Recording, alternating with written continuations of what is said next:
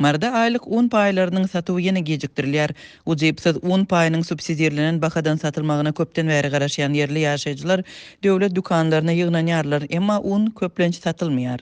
Mariniň dürli etraplarynda un satywy epesli azalypdyr. Azatlyk radiosynyň habarçylarynyň maglumatlaryna görä, Marda we Sakarçaga bayramaly Türkmen gala ýol öten etraplarynda ýaşaýjylar soňky birnäçe aýyň un paýlaryny satyn alyp bilmeýärler. Käbir owullarda un subsidiýalenen bakadan iň soňky ýedek bahar aýlarynda satılıpdyr. Hususan da may ayında yerli ýaşaýjylar geçen ýylyň noýabr we dekabr aýlarynyň hasabyna un paýlaryny satyn alyp bilipdir. Subsidiýalenen bahalardan unyň satylmagynyň besedilmegi sany ýygydarly artýan pes girdejili maşgalalara uly maddi basyş edýär. Un satılmasa onu təcirçilik nırxlarından satın almalı bolýarys. Döwlet dukanlarında unun hili pes bolsa da biz muňa razy. Sebäbi haltasyna 300 manatdan töläp un satın alyp bilmeýäris.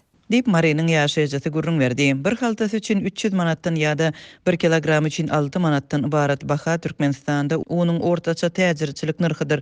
Türkmenistanyň Merkezi Bankynyň kursy boýunça bu haltasyna 85 Amerikan dollarynyň gowrak ýa-da 1 kilogramyna 1,7 dollara barabar. Döwlet dukanlarynda unyň subsidiýalenen bahasy 1 kilogramy 1,5 manat ýa-da resmi kurs boýunça 42 sent. Düzgüne göre ayda bir adama 5 kilogram un satılmaly.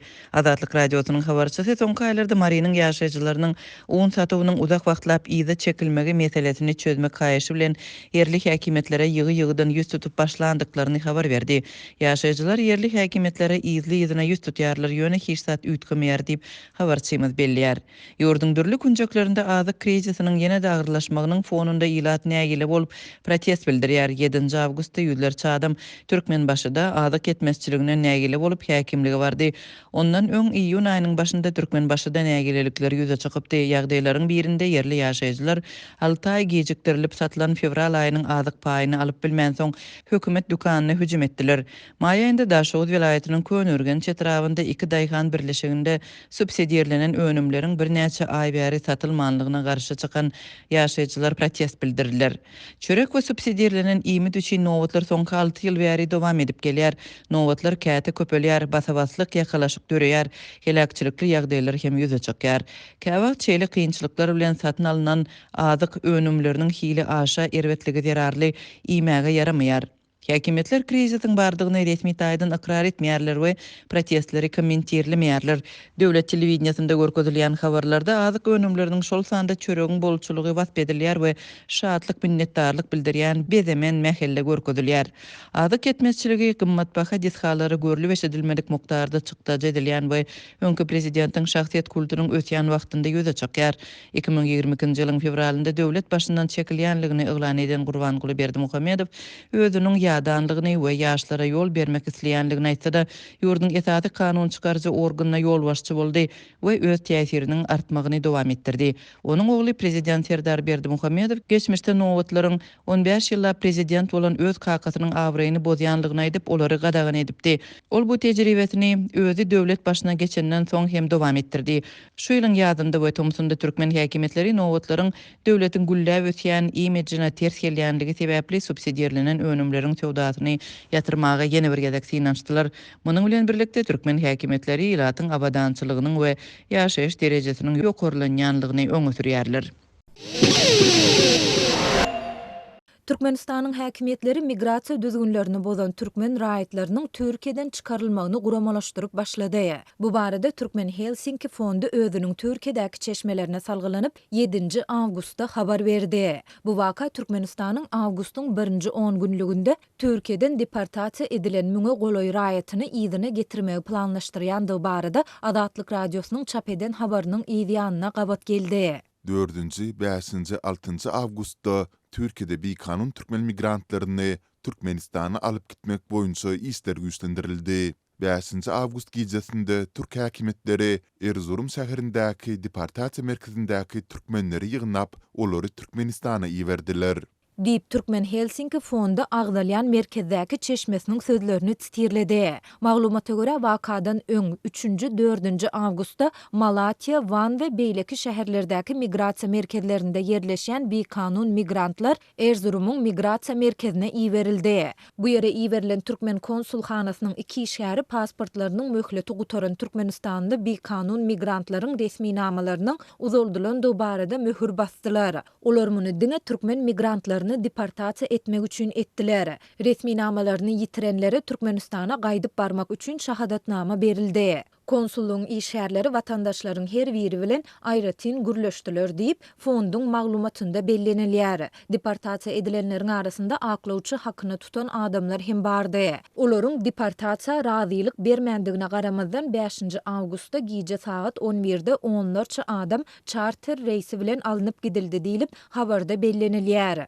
Deport edilenlerin biri Türkmenistandaky hosarlary bilen habarlaşyp 6 awgustda daňdan saat 3-de watana dolanandygyny aýtdy. Solun deportasiýa edilen migrantlaryň ýene biri Türkmenabad şäherine geleninden soň garyndaşlaryna Farab şäherine alınıp barylýandyklaryny, bu ýerde 3 gün karantinde saklanjakdyklaryny habar beripdir. Diýilip maglumatda aýdylýar. Adatlyk ýokarda beýan edilen ýagdaýlar barada dünýäniň iň bir ýapyk ýurtlarynyň biri bolan Türkmenistanyň Ankaradaky ilçixanasyndan we Stamboldaky konsulhanasyndan kommentari almagy synançdy. Ýöne ilçixananyň we konsulhananyň resmi web saytlarynda görkezilen telefon belgilerine redaksiýamyzyň 8 awgustda eden dowamly synançyklaryna garamazdan hiç kim jogap bermedi. Bellesek 2 awgustda adatlyň dürli Pudokdaky çeşmeleri Türkiýanyň deportasiýa merkezindäki 1000 goly Türkmenistanlyny ýygyna getirmek üçin Türkmen howa ýollarynyň birnäçe uçarynyň gödöňünde tutulýandygyny aýtdylar. Çeşmelerimiz munyň bilen bagly taýýarlyklaryň görülýändigini, şol sanda karantin zolawlarynyň esaslandyrylýandygyny, medisina barlyklarynyň guramalaşdyrylýandygyny galy bersede getirilen raýatlary sorak etmek üçin Milli Howpsuzlyk Ministrliginiň işgärlerinden ýüriti toparyň düzülýändigini hem habar berdiler. Bu waka Türkmenistanlylaryň zähmet migrasiýasy üçin saýlap alýan esasy uğurlarynyň biri bolan Türkiýede häkimetleriň ýurtda bekanun ýaşaýan migrantlara garşy giň gerimli reýtleri geçirýän döwrüne gabat geldi. Türkmenistanyň Gündowur Sebeti Liwap vilayatynyň ýaşaýjylary mundan beýlek daşary ýurt pasportyny diňe indiki ýyl alyp bilerler. Habarçylaryň soňky maglumatlaryna görä, Sebetiň migrasiýa gulluklarynda şu günler raýatlara täze ýyldan soň ýüz tutmak maslahat berilýär. Adatlyk radiosynyň Liwapdaky habarçysynyň sözlerine görä, Türkmenistanda daşary ýurt pasportlarynyň berilmegi bilen baglanşykly aladalar hasam göçlenipdir. Yerli migrasiýa gullugynda pasport almak isleýänleriň uly nowatlary saklanýar. Täze ýüz tutýanlara 5 aýdan soň ýüzlenmäge tinanşmak maslahat berilýär. Inni nowata durmak üçin talon bermeýärler. Migrasiýa gullugyna ýüz tutanlara täze ýylda gelmeli gaýdylýar. İşgärler täze ýyldan soň ýazgyly gün nowatyň boljakdygyny aýdýarlar. Dip adatlyň Türkmenabaddaky habarçy aýdýar. Şol bıraktyň özünde de çeşmelere görä yerli migrasiýa gulluklarynda para bilen pasport taýýarlamak mümkinçiligi saklanýar. Käbirleri nowata ýazylmak umydy bilen migrasiýa gulluguna ýygyderli gatnaýarlar. Beýlekler bir gedek ýüz tutanda dokumentlerini destine tapşyrýarlar we täze pasport alýarlar. Paranyň möçüri $500 bilen $750 aralygynda galdy. $500 40 günüň içinde pasport taýýarlanýar. $750 20 günüň içinde berilýär.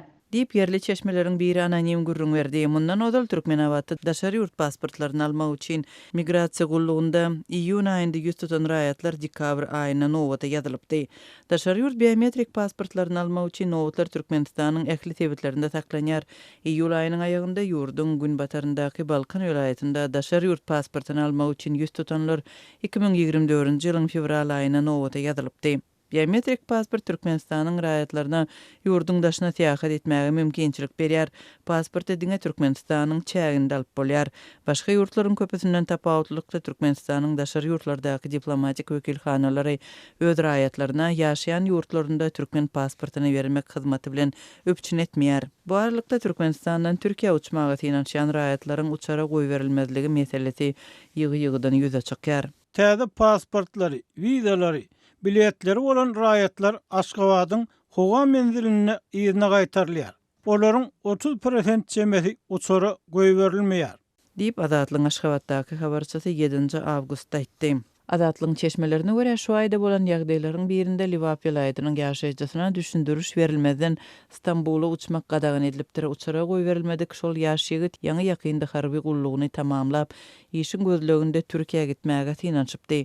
Şol uçaryň ýolagçylarynyň arasynda bolan çeşmäniň sözlerine görä jemi 150 ýolagçynyň 40 golaýy uçara goýberilmendir. Azatlyň Aşgabatyň halkara aeroportundaky çeşmesine görä adatça ýaşy 45 ýaşdan geçen ýolagçylara Türkiýe uçmagy ruhsat berilýär. Şeýle-de ozal Türkiýe baryp gaýdan türkmen raýatlary köplenç uçara päsgelçilik söz goýberilýär. Bizde Türkmenistandaky hakyky ýagdaýlar barada täze we ekskluziw habarlary, täzelikleri, hiç bir päsgelçiliksiz hem-de senzurasyz okumak, tomaşa etmek we dinlemek üçin mobil goşundyňyz barmy? Azatlyk radiosynyň Google Play'de we App Store'da şeýle goşundysy bar. Bizim goşundyňyzy Azatlyk radiosu ady bilen gözläň we ony telefonuňyza indirin.